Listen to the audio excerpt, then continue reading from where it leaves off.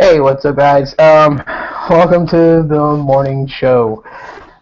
Figured, it's early in the morning. I might as well just do something like this. And silly enough, I'm using these Vivitar headphones that tend to light up, which is kind of like, I don't know, something funny. I think they're pretty cool, but in general, that's exactly what it's for. It's just like to light up. There's nothing really special about these headphones, other than they work pretty good. Um, so I wanted to start off with the AM show, basically, kind of covering what another YouTuber by the name of Tech Right was talking about in his most previous Tech Talk video when it had to do with the OnePlus 3. And I guess he was kind of going off this whole rant about just how certain people uh, make these really odd complaints, like not having a textured back on the OnePlus 3, and how he himself prefers better specs over, I guess you would say, a body build of the device. And I agree with him on that. I can see where he's coming from, and I can see where just a lot of these complaints, while some people may say that they're valid complaints. At the same time, too, you kind of think about it, and you're like, having 6 gigs of RAM to me would be a better choice than having like a sandstone back or a bamboo back or something. But I mean, also playing devil's advocate here, OnePlus has actually made it a point within their company that's one of the things that people remember about them is, the different textured backs that OnePlus would actually use to build their devices. And so for some people who have been like fans, and that was the reason they became a fan of OnePlus, are going to be seriously, I guess, depressed or upset with OnePlus. I don't know how deep it runs if someone is to want like a textured back or something compared to better specs. So today, I pretty much will say this on open video, is that we're just all weird. To some people, certain things matter more than normal stuff. Like, well, not normal stuff, but just stuff that us tech heads would be more interested in. Which is also something to take in consideration. Is that majority of consumers out there are not tech heads. They're not deeply embedded in specs being the overall decision of them picking up a device. Sometimes the body build, the look of the device is something that they care more about. And it's a real thing. I've seen people shop for smartphones and they base their purchase on the smartphone by how it would look with their outfits. Like, would it mesh well with a lot of the colors that they wear and the style of clothing that they wear? Like, there's people that really do stuff like that. So sometimes looks does play a key factor into picking a smartphone for some consumers out there. And I don't want to hate on them and say like, oh, well, they're stupid. But that's just their preference. That's how they pick their devices. So to each their own, right? But shout out to Tech Right for that video. I thought that video was actually pretty dope, and I did give it a thumbs up. So, um, anyways, early in the morning, I go through so much news, and I figured, hey, you know what? Let's just do a hangouts about it, as I'm reading about it for the first time and sharing it with you guys. So, that's something. Well, this is interesting. Metro PCS to offer a 6-inch phablet for only $99. And what it looks like they're talking about here is the Zte Zmax Pro. So $99 for that device. Spec wise, let's see if they have any specs pulled up. Okay. So we'll have the Snapdragon 617 processor with 2 gigs of RAM. Looks like the internal memory is 32 gigs. Is that? Am I seeing that right? 32 gigs of internal memory, and it's only $100 for the phone? Really? Seriously? Um, and there's a micro SD card slot for memory expansion. So yeah, the internal storage is 32 gigs. That's insane. For $100, what's the catch? I mean, so far already an octa-core processor, which is the Snapdragon 617, 2 gigs of RAM, which is becoming standard for prepaid devices, but 32 gigs of internal storage, and the phone's only $100. And it's a 6-inch display, by the way, so it is a pretty big phablet. The 3400 milliamp hour battery. Um, hmm. It's going to run 6.0 Marshmallow. Let's see, what kind of cameras does it have? It's got a 13 megapixel rear facing camera, so I'm assuming, yep, the front is 5 megapixels. So what's the catch to this phone for being only $100? Because that's actually like a pretty sweet deal if you think about it. 6-inch display. The display resolutions here is 1920 by 1080, so basically full 1080p. Um, hmm. That's insane. And it's only 99 bucks. Is this like a promotional sale or? Yeah, okay. There's the catch. Yeah. So the Zmax Pro is set to launch on Metro PCS on August 1st with a price of $99 after an instant rebate. So it doesn't tell you exactly what the full price would be after this deal is over. But I mean, if you guys are interested in getting a pretty well-spec'd phablet, I'd say, and if you're on Metro PCS, I'd say definitely go check it out August 1st because $99 and it's an instant rebate, so it's not like something you got to mail in to get that money back. You're going to get it for $99 on the spot. Let's see. In addition to this, if you pre-register and decide to buy the device before July 31st, you'll receive a free leather case that doubles up as a kickstand. This freebie is exceptionally handy while you're watching videos. Yeah, we know that already. Okay, so that's well, let's talk about that real quick because looks like it does have like a fingerprint reader. I'm checking it out right now. It kind of reminds me of the Zte Zmax 2 that came out on Cricket. It's kind of what it looks like.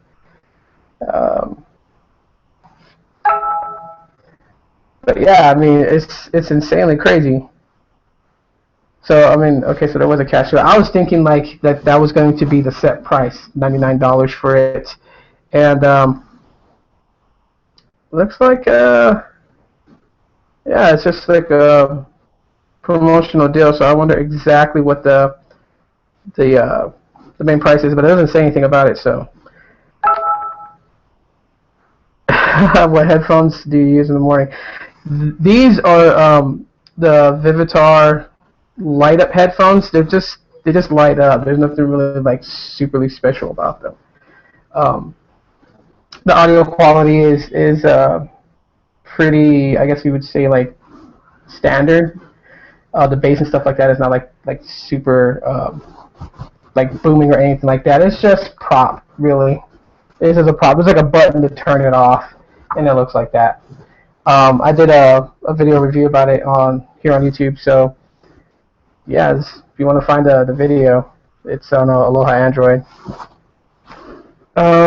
Let's see, what else is there news-wise that's pretty interesting. I see it over here, Verizon prepaid customers can now enjoy always-on data. That's interesting. Huh.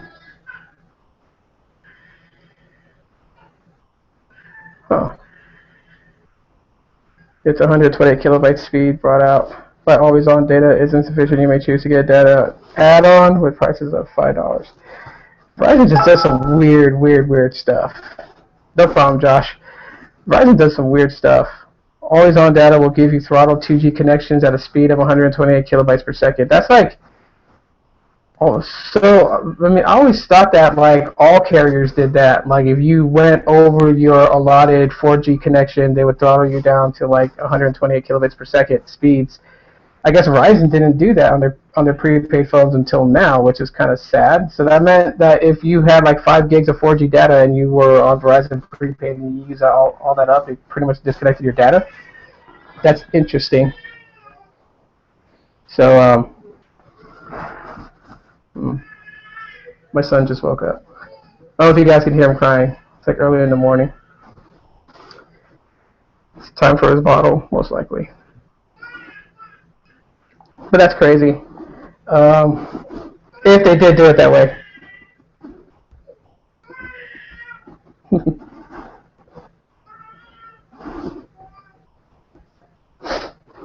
So,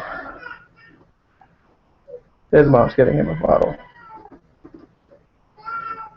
We all don't wake up early in the best moods. Plus, he's got his back teeth coming in too, so that's also got to be like really painful. Let's see. Not too much news. That's one thing that's sad lately when it comes to like mobile tech and stuff like that. There's not too much groundbreaking news happening lately. I don't know if it's like some sort of dry spell or what, but yeah, it's pretty insane. Let's go check out. Well, we were just there. Let's go to Android Police and see what's new with them. Hmm.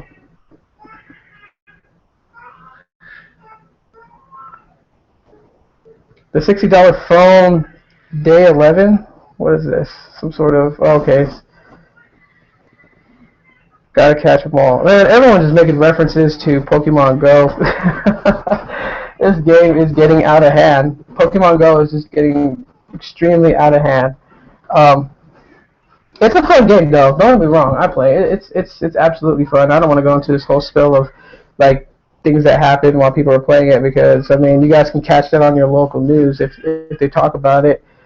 Um, The Samsung Galaxy Tab S2 on T-Mobile gets Android Marshmallow update. So if you have that tablet, be on the lookout for Marshmallow update, which is, I mean, I don't know. It's just kind of weird that we're getting on the dawn of Android Nougat, and uh, there's certain phones and stuff that's still just bumping up to Marshmallow. So, which some people when they think about like how Android is, that's one of the main complaints. And this is like totally weird how when I see this all the time when it comes to Android, like people will be upset like they left Android because the updates and how to get the updates and stuff like that, it takes too long, compared to iOS. And doing the research, which is what I did before, because I really wanted to see like how all this panned out, and I just realized that when it came down um, to Android versus iOS, that basically the difference between the two when it comes down to like how they update is that like Android kind of talks about their updates like when it's in development, like when it's still I guess in beta, they'll talk about it, and so everybody else basically gets wind of of the update, and then they're like, well, when's it coming out? When are we gonna get it? When's the update coming out? And and then people get frustrated and they're like, oh, you know what, like Android sucks because they take forever to update. And they think iOS is faster when really iOS is actually not faster. It's never been faster. It's just when they decide to tell you, okay, this is when the update is coming out for like say iOS 9 or iOS 10, like when they tell you when that update is coming out. I mean, recently they kind of like followed in suit with what Android's been doing with releasing all these beta versions for people to install on their devices. And of course, with an iPhone, there's only but two different models every year that they've released one that so that it's not so fragmented like Android is with different manufacturers and different model phones. It's just an iPhone and then a bigger version now. Um, since they're kind of now starting to please to those people that wanted a bigger iPhone. And since it's only one hardware, or basically, yeah, just one hardware that they have to work with, they've been doing this thing similar to Android about giving out beta versions of the next iOS operating system. But before they started doing that, well, when they did talk about like the next OS update, they always told their consumers like right before they were ready to release it. So the time of building the operating systems is pretty much nearly the same. It's just basically when like Android would make the mistake of basically saying like we're coming out with 7.0, and they'll tell you that like 6 months before they're ready to release it, whereas with Apple they'll have like iOS 10, and they will tell you guys 1 week before they're set to release it. So that means it really wasn't much of a difference. It was just when they told people, and Google and Android made that was one thing I would say they shot themselves in the foot, was telling people months in advance, because people are impatient. Um, they're very impatient. Where it comes into this, like Allo and Duo, which is Google's newest video calling and messaging app for Android, and there are so many people that's like super excited for these applications, and they're like, you see them, it's like searched on Google so much, like where to get the APK. And when is there an official release date? I mean, these are things that people are asking when it comes to Duo and Aloe. Those are the main things that people are focused on. It's like, when is it coming out? Because it's, they said it's coming out this summer. We're already in summer right now. I think we have like a month and a half left of summer before it becomes fall. So exactly when is this app going to be released? And people have downloaded the APK from apkmirror.com. And one thing people gotta understand, because some are like, oh, this app sucks. It's insanely just not working. It won't work for my phone. These apps are in beta. As far as Google Duo, which is the video calling, the only way you're going to get that working is if you're at the Googleplex, which is Google's campus, and I guess your phone line is recognized through their servers to allow you to actually use Duo. Because that's where they're beta testing it at. They're beta testing it at Google's campus right now, and all employees that have Android smartphone and they are basically employees there are able to access it and use it which is a good thing, because you want it to be in-house beta testing before you put it out there for everyone else. Duo is supposed to be like extremely well good, and it's supposed to go up against the likes of FaceTime. Really, that's what everyone is looking at. Duo is like Google Duo is to compete against FaceTime as far as video calling, and just how well it should be able to hold the connection. Even if the connection from your smartphone is extremely weak, it should still be able to keep a good connection where it's not going to get all choppy, fuzzy, and like pixelated when it's showing signs of stressing to keep the connection live. And so that's like a big, huge feature of Duo that is set apart from Hangouts. And then you have Allo, which is basically messaging with Google Assistant or Google Search built right in. So basically to keep you within your conversation without having to switch out and go to Chrome browser or whatever browser you prefer to use. You can get information within the messaging app, like if you talking about eating at a restaurant, specific style of restaurant, it will give you like little bullet points where you can click it to search up Italian restaurants or other things like that. So, and while it's insane how much people are waiting for this. Like people really want this to happen, and that's something about Google. Is like they tease everybody and get everyone hyped up, but sometimes when they hype everybody up, they kind of go overboard. Like me personally, with these two applications right now, and how hot they're getting without even being used yet, without having been downloaded and installed on people's phones, pretty soon people are going to get fed up of waiting. They're going to have waited for too long, and then it's just going to just completely kill out real bad when it comes to the application. So I honestly think sometimes Google goes way too far as like they're telling us about some new features we're going to get and when we're going to get them, and I honestly think, they just go way too far.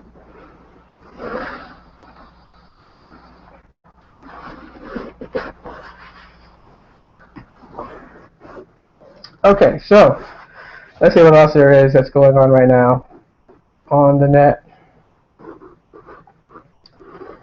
More stuff there. Sony's next flagship phone leaked, shows off new design and USB Type-C. Interesting. 7.0 Nougat Developer Preview 5. The final preview is available for download. So anyone that's got a Nexus device and you've already installed the 7.0 preview, the final preview is up for download right now, so you can download it and install it on your Nexus device. And this preview is going to be the last one before the official release of 7.0 Nougat.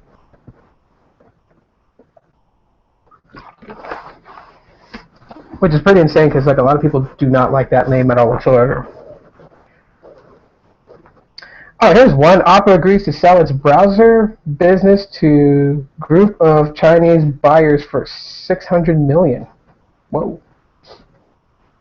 SoftBank will acquire ARM Holdings for more than $32 billion. That's kind of like, wow. Facebook's Android app can now save offline videos, I guess. What else is there? I'm just skimming through. This is what I do in the morning, so I just go through and just see what's what's popping in the world of mobile tech. Yeah, we already know about the Galaxy Tab 2 getting 6.0.1 Marshmallow. Next spot, let's see what they got going on. SoftBank says ARM deal was not influenced by Breeze-It. Okay, Xiaomi confirms the Redmi Pro will launch July 27th. LG Action Cam LTE is now available in South Korea for $350.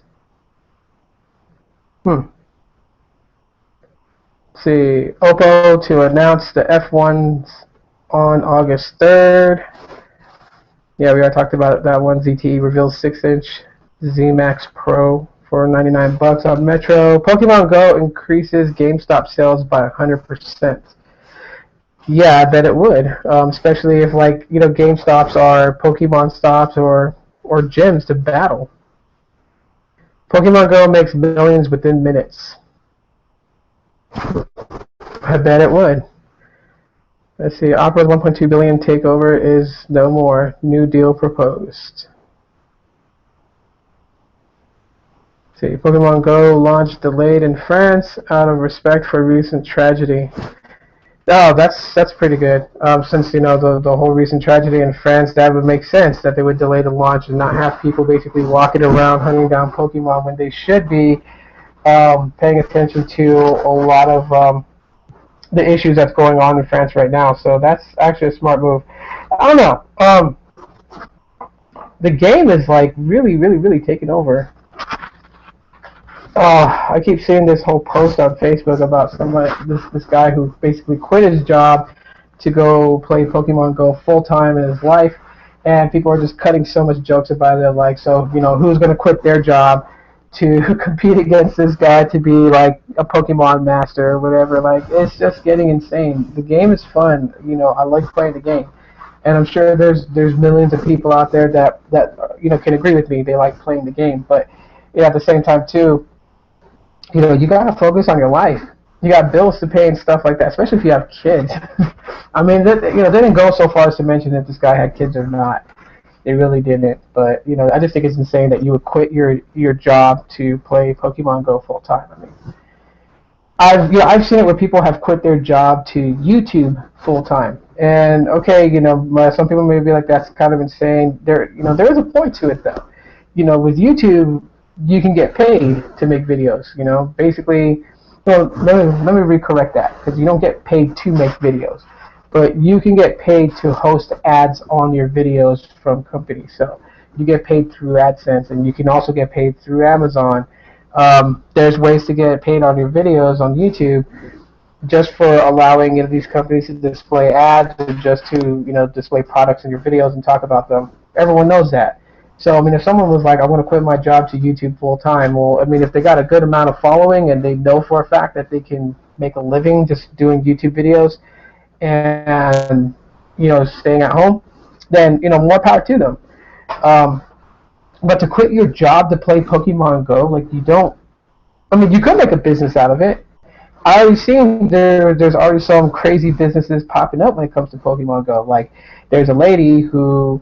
Well, she calls herself a professional Pokemon catcher. So basically, you give her your logins, and she will go all around the city that she lives in, hunting down Pokemon that you don't have, and she will capture Pokemon for you, and including hunting down rare and ultra rare Pokemon. And her service fee is $20 an hour. So having her hunt down Pokemon for you for 5 hours is already $100. I don't know who's going to pay that amount to have somebody catch Pokemon for them while they're busy, at work. But believe me, there's going to be a handful of people that's going to utilize her services. So, and you know what? While people say that she's a crook or anything like that, basically she came up with an idea, and obviously it works because people are trusting her with their logins. So she goes around hunting down Pokemon, and more power to her. Then there's other people who have started a business where they will guide you through areas that they know of where rare Pokemon have spawned. And so, yeah, I forgot what their fee service was, but they take groups. It's like, going on a group hunt. But these people know where like all the rare Pokemon are at in that city, and so they will take you there. But there's no guarantees that you will catch those rare Pokemon, but they will show and prove that rare Pokemon have spawned in certain areas, and they will take you throughout your city. And that's cool. They made a business out of that, and it's flourishing. They're making good amount of money on it right now while it's hot. There's people that will drive you. Like there's services now that if you have to hatch an egg, people have done some quirky things, which we'll get into that here in a little bit. But there are people that will come to your house and pick you up, like taxi service, and they will drive all around the city just to speed up the process to hatch your egg. Because if you guys don't know, if you have like Pokemon eggs, you put them in the incubator, you have to walk to actually have those eggs set to hatch. So there's people that's been doing some crazy weird things. Like I've read that people have taped their phones to their fans at night when they go to sleep and have turned their fans on and just leave the game running. And as the fan blades move, it counts as movement. So cheating to hatch an egg on Pokemon in a way. But I mean, everyone is finding ways to cheat. There's people that's creating maps that they are selling online that show spawn points of ultra rare Pokemon. Like that's insanely crazy.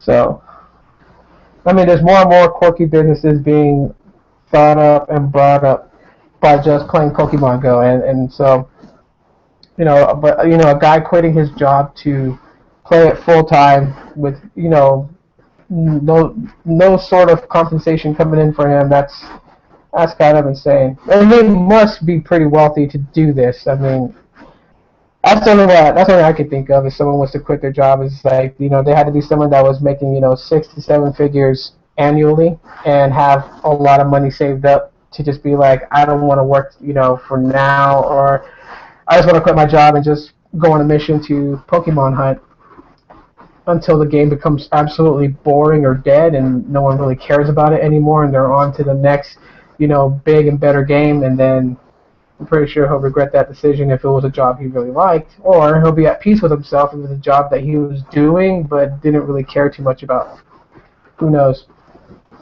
Yeah, quitting.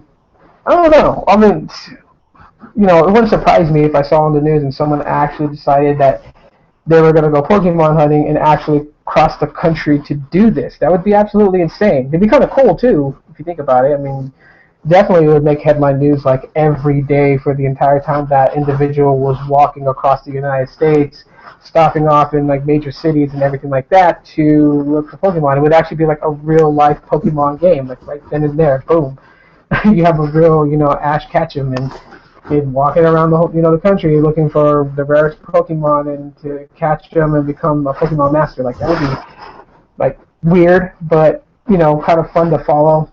And you just never know. I mean, we as humans surprise ourselves every day with what we're willing to do and what we're willing to just insane things that we're willing to just do. It's crazy.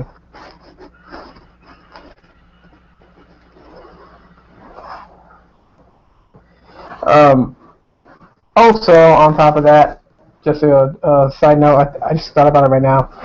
But I was reading something last night, and it was local news to where I'm at. But this guy got robbed for his phone, and he got robbed from his phone because he was playing Pokemon Go, and he decided to scream out loud that he caught an ultra rare Pokemon, and some dude snatched his phone out of his hand and tried to run. The owner of the phone tackled the guy, and the phone fell in water, which is now water damage. It doesn't work anymore. And so they kind of made like this light news about it, and the guy was like, the owner of the phone was all sad because his mom is unemployed, and so he won't be having a phone anytime soon to be playing Pokemon Go. And it's like, again, just be careful in your surroundings and always pay attention to what's around you. You never know, because people do crazy things. Like people will think that if they steal your phone, they'll be able to play Pokemon Go and have like all the ultra rare Pokemon, and it's like you're still using someone else's profile, not your own. So what would be the purpose? But believe me, there's people that are just that ignorant to think that they can just steal your phone and use your account as if it was theirs. So just be smart about it. If you catch an ultra rare Pokemon, you don't gotta scream it out loud. Obviously, if people are targeting people to steal their phones based on the fact that they caught an ultra rare one, tells you just how crazy this world is getting.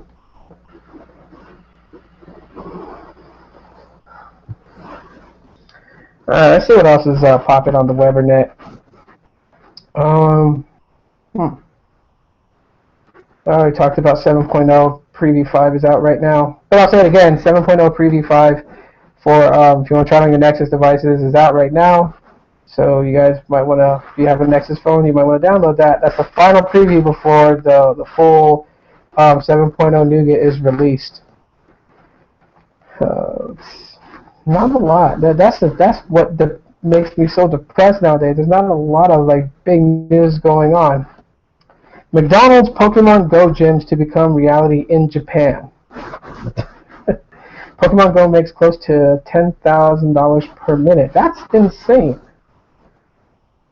But hey, if someone comes up with like a game that can compete against it with augmented reality, that'd be pretty cool, and obviously be a competitor. And you could be looking to make that kind of money right there. $10,000 per minute. That's crazy.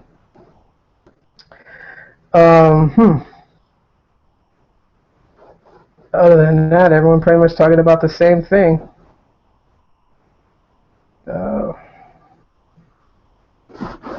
Not a lot going on.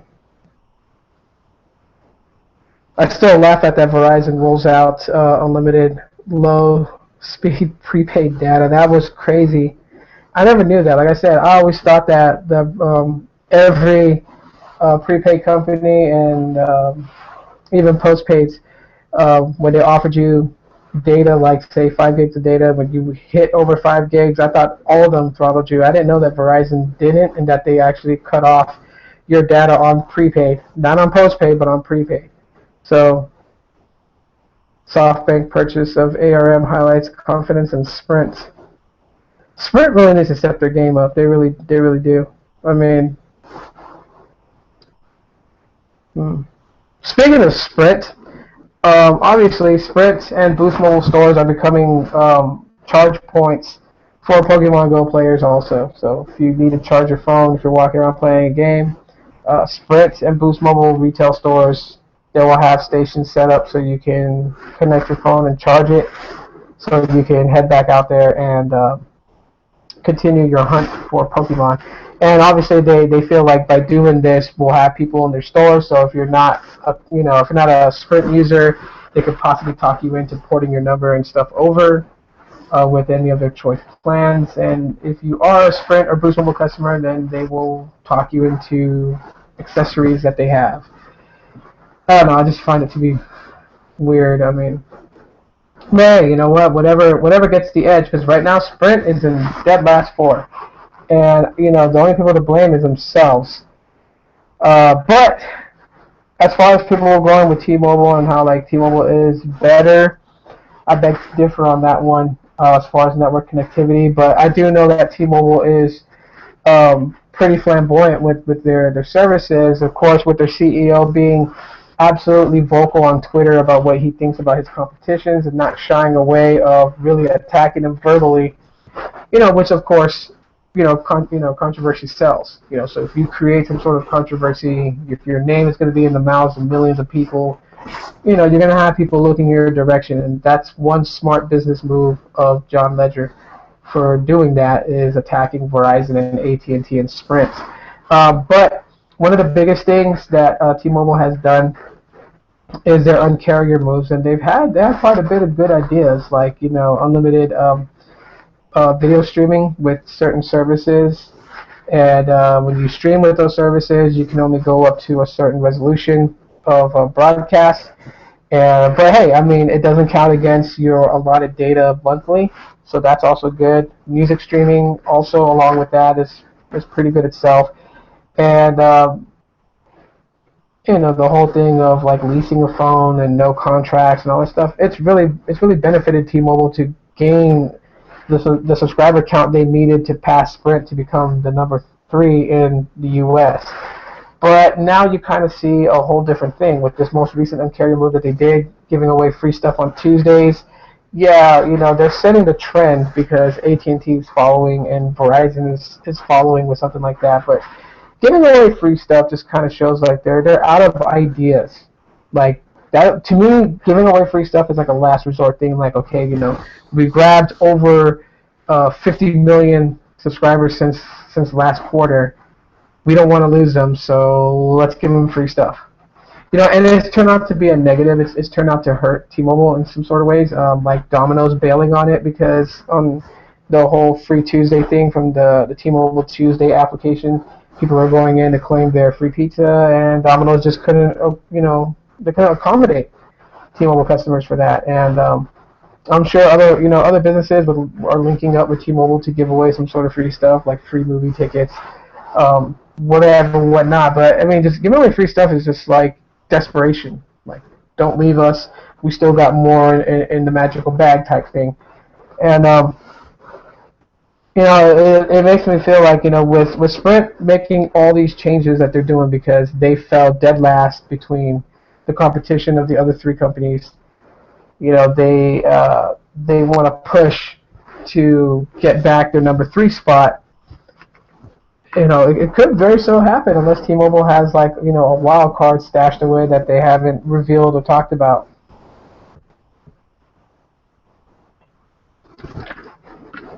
And if so, then they may maintain number 3. If not, they'll fall behind Sprint. It's I don't know, it's just crazy, just giving away free stuff. And to me, it's kind of funny because it's like Verizon and AT&T follow blindly, especially with Verizon. Verizon being the number 1 carrier in the United States right now, as of today. Well, not as of today, but they've been that for a while.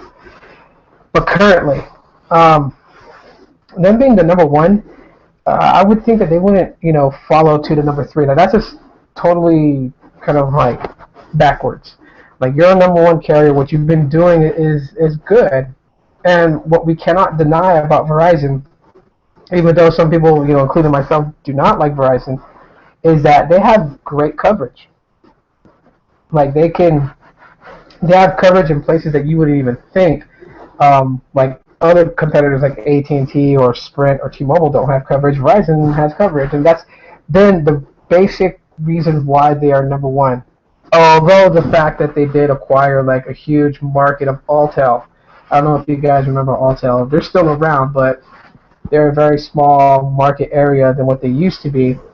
Verizon acquired their market and basically took the lead as far as subscriber count.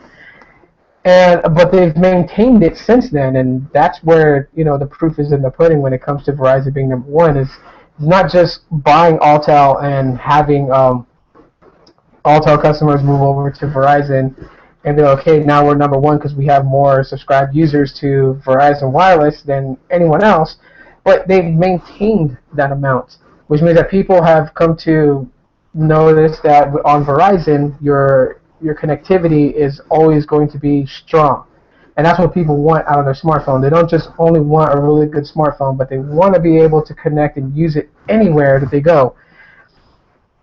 And so it's funny to see them kind of like follow in what T-Mobile's doing by, them even thinking about doing some sort of like application. I mean, they have My Verizon, but they're going to try and do the same thing that AT&T is also following at, with AT&T following T-Mobile's T-Mobile Tuesday application. I mean, it's just, every time T-Mobile does something, other carriers tend to just want to bite on it. And I can see why AT&T would do it, because they want to take some of those subscribers away from T-Mobile. I can see why Sprint would try something like it if they're planning to. That's because they fell number 4 out of all carriers we have in the U.S. They fell to the 4th spot. So to get back there, the 3rd spot, they would need to pull something like that. But for Verizon to consider following that, this shouldn't. They really shouldn't. They have good coverage.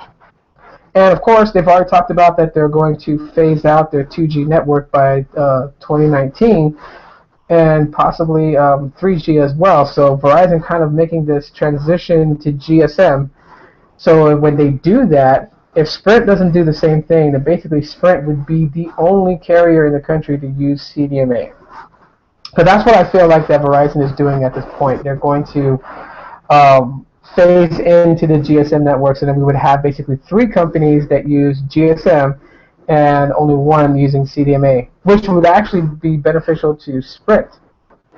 If you think about it, if Sprint heavily relying on CDMA as their preferred network to run their mobile devices on, they would have so much spectrum opened up for them to do that. Obviously, being smart, they can purchase some of Verizon's old towers to run those signals. So 2G and 3G running on Sprint, besides them having 4G LTE and having their enhanced LTE Plus or whatever it is. Because we already know that Verizon's on the dawn of working on their 5G network. And of course, every other company will follow behind that. So that's insane. But that's Sprint's downfall. Sprint's biggest downfall was its network connectivity. They did the most stupidest thing by choosing to go WiMAX instead of LTE. Even though WiMAX can, one tower can be a beacon for, a broader range to output signal. It's what it carries, the data it carries over signal is not as fast as LTE, and that's the reason why Sprint realized we made a mistake, we effed up. Let's switch over and build out an LTE network, which of course made them behind everyone else, and thus, besides their idiotic billing department that screws up people's phone bills, they lost a lot of customers also because of that they could not have LTE in those areas, and that's what really hurt it for them.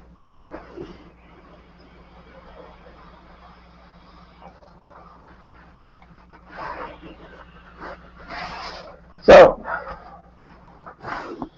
other than that, there's really not much news. Just that's pretty much it, guys. I'm going to end this broadcast. So for those people that tuned in to watch for a little bit or whatever, I appreciate you guys hanging out with me this morning. Talk a little bit about mobile tech, and I'll probably start doing these morning shows just for the heck of it. But they're fun for me, so I wouldn't mind getting on here and talking about mobile tech and whatnot, and something a little bit different. So anyways, I hope your guys' day goes very well. So Tuesday, only after today, 3 days left until the weekend. So we're just on the edge of hump day. Tomorrow is going to be hump day, and then it's all downhill from there. So just crack a smile, get some breakfast, get charged up, get all that energy you need to get through your day. Think good thoughts, and your day will go on to be awesome and bright. And just remember, you are amazing. So that was like the worst positive speech. Anyways, thanks for checking me out. And you guys will see me tomorrow morning. Bye.